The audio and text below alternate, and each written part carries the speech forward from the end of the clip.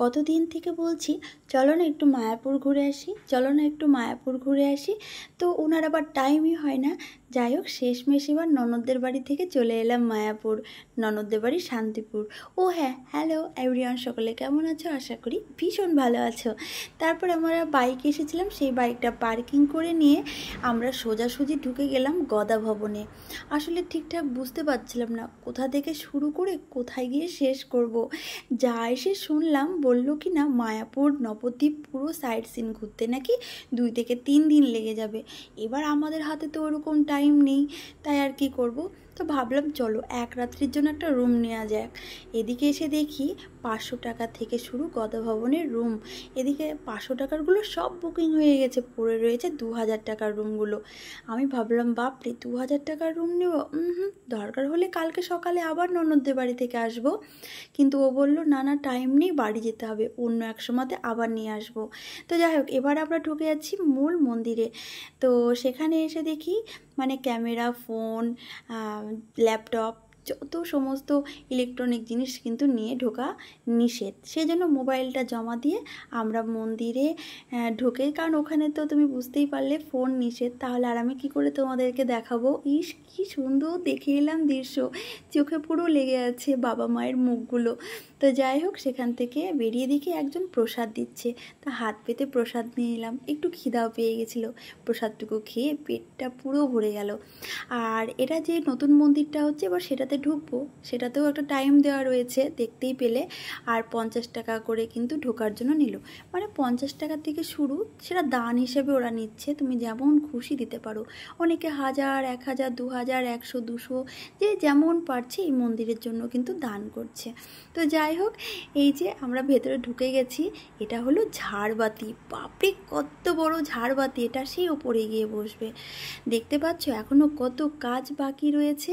তো যাই হোক, এই যে এই থমগুলোতে একটা একটা করে দেবদেবীদের মূর্তি বসবে। আর ওই যে ওপরে দেখছো ইয়েলো কালারের যে লাইটগুলো জ্বলছে, সেখানে না মানে সব কাজ চলছে, দেখতেই ভয় লাগছে। আমি শুধু ভাবছি যখন এই মন্দিরটা পুরোপুরিভাবে তৈরি হয়ে যাবে তখন কতটা সুন্দর লাগবে। সত্যি আমাদের ওয়ার্ল্ডের সবথেকে বিগ টেম্পল। সত্যি ভাবতেই যে কত ভালো লাগে যে কত কাছাকাছি রয়েছি এই মন্দিরের। তারপরে আমরা গদা ভবনে এসে খাবারের কুপন কেটে গেছিলাম, এখানেই দুপুরের খাবারটা খাবো। ও যখন কুপনটা কাটে তখন আমি ছিলাম না। এদিকে এসে দেখি যে যেই খাবার তুমি 150 টাকা দিয়ে খাবে লাঞ্চে, সেটা আবার ডিনারে হয়ে যাবে 100 টাকা, আর যেটা 80 টাকা লাঞ্চে খাবে সেটা আবার হয়ে যাবে 50 টাকা। তারপরে আমরা ঢুকে গেলাম, আর আমরা কিন্তু ওই টেবিলে খেলাম না, আমরা দেখো নিচে বসে খেয়েছি।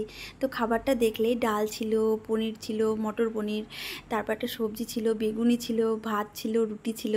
ইস খেয়ে যে কি পায়েস ছিল, কি ভালো লাগলো, হেবি সুন্দর লাগলো খেতে। আর এখানে দেখো কত যে ভবন রয়েছে, বাপরে।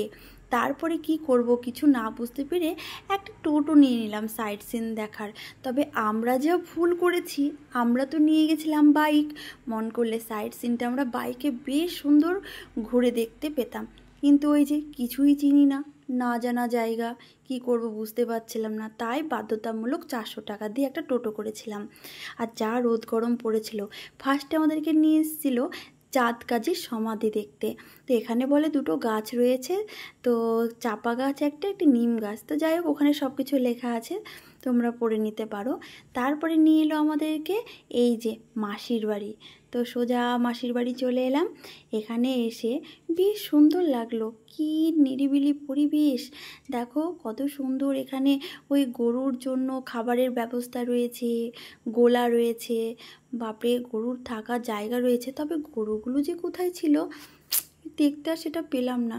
ওই দুজনে একদম হাদা বোদার মতন শুধু ঘুরে বেড়াচ্ছি, কেউ তো নেই বলার যে চলো ওখানে গিয়ে এটা দেখতে পাবে, কেউ ওটা দেখতে পাবে।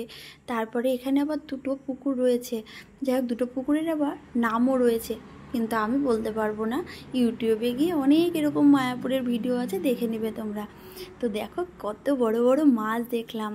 আর সব থেকে দুঃখের বিষয়, আমরা এমন টাইম করে ঘুরছি যখন সব মন্দিরগুলোই বন্ধ, ওই 4টের পরে খুলবে।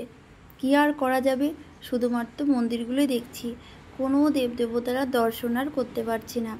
তো কিছু করার নেই। তারপরে এই দেখো এখানে সব লেখা আছে অবশ্য, শ্রী শ্যামাকুণ্ডের ঘাট এটা। এখানেও কিন্তু বড় বড় মাছ আছে, মাছগুলো দেখতে ভীষণ ভালো লাগছিল।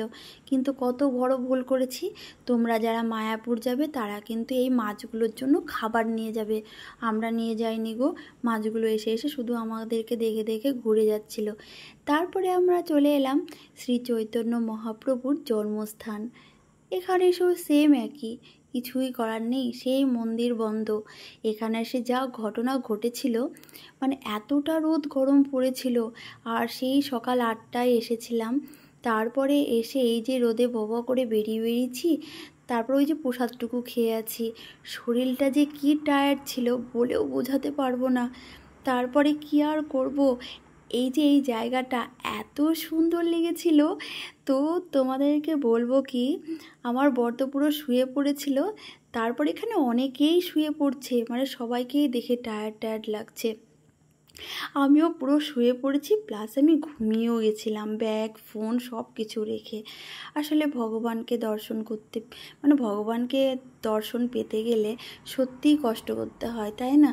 তো যাই হোক, আমরা ঘুমিয়েও গেছিলাম। তারপরে ঘুম থেকে উঠে দেখি বাবা সবই ঠিকঠাক আছে। তো তারপরে চলে এলাম এই যে সারস্বত গৌরী শ্রবণ আশ্রমে।